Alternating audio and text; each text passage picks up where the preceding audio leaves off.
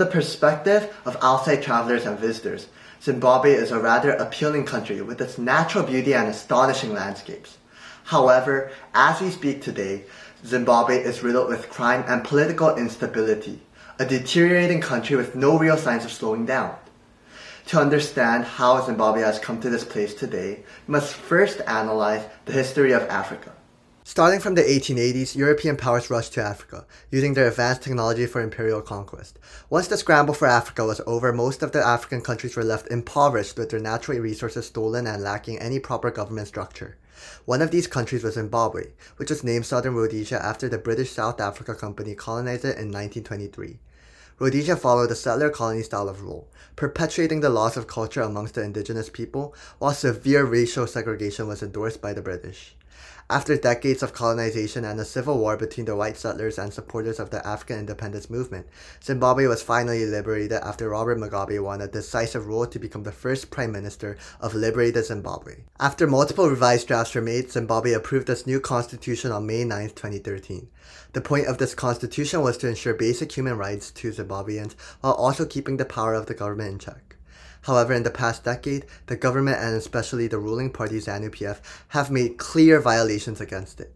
These include limitations on freedom of speech, press, and religion, as well as denial of basic human rights, especially towards women and young girls. Sex trafficking, forced labor, domestic abuse, arbitrary arrests, and unlawful killings are constantly occurring every single day.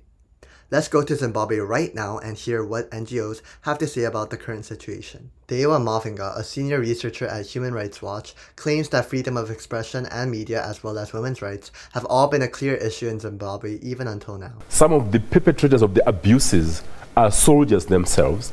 Their leadership has denied that soldiers are involved, but there are eyewitnesses, victims who have seen soldiers in uniform abuse them, beat them up in pubs and tell them to go home. And those that shot at the protesters were soldiers in uniform using AK-47 rifles. Furthermore, tensions between the opposition party Citizens Coalition for Change and ZANU-PF have been increasing, as the police have cracked down on the rights of protesters to gather. We are gravely concerned about what is happening to our country. It appears that we are getting into situations that we have never imagined. The constitution appears to have been suspended. There appears to be a martial law of some sort that is in operation. So we've applied 3 times to the police now, and we have had an opportunity to sit down with the police, and all of a sudden then they issued a letter banning our protest, peaceful protest for that matter. Other parties opposing the ruling party such as the MDC have also spoken out. They are demanding that people are allowed to know the truth of what is going on in Zimbabwe and the people be given their basic human rights. If demanding the restoration of the human rights, if we're demanding freedoms, if demanding basic rights, the basic provisions is against the law, then we are doing that way what is not according to the law. But what we know is that we are standing for the truth.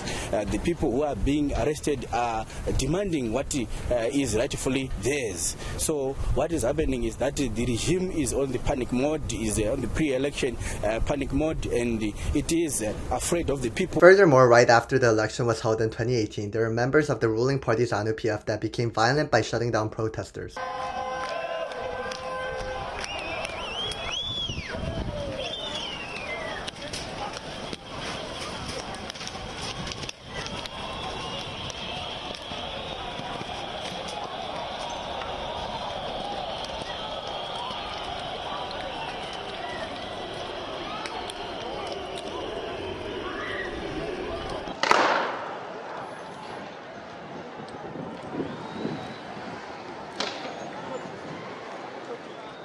Not only are there members of the ZANU-PF that are participating in the abuse, the police are also raiding people's houses at night and open firing. I was sleeping in my house. It was not locked, this gate. They slide my gate coming inside. Yeah. Those people, they were armed. Precious Gono was shot in a nighttime raid. Soldiers and young men here went door to door, town to town, appearing to target opposition strongholds.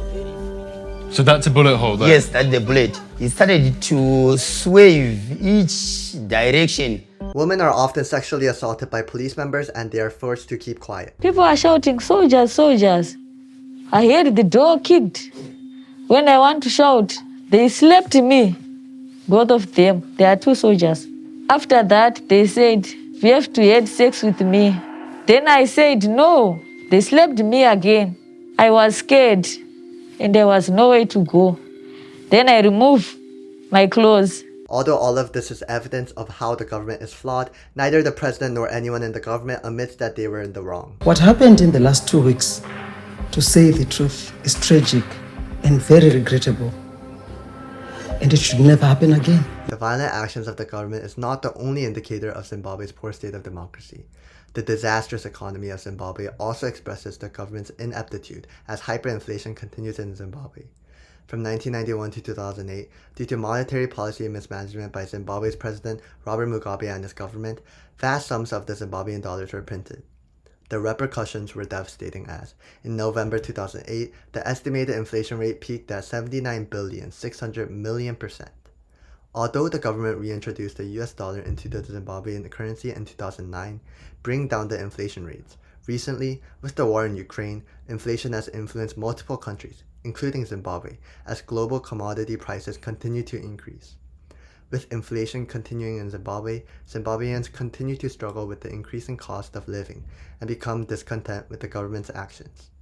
Those that are frustrated with the government, such as teachers and healthcare workers, have recently even gone on strikes, demanding higher pay. Another piece of evidence highlighting the Zimbabwean government's inability to address the needs of the people is the ongoing water crisis within the country.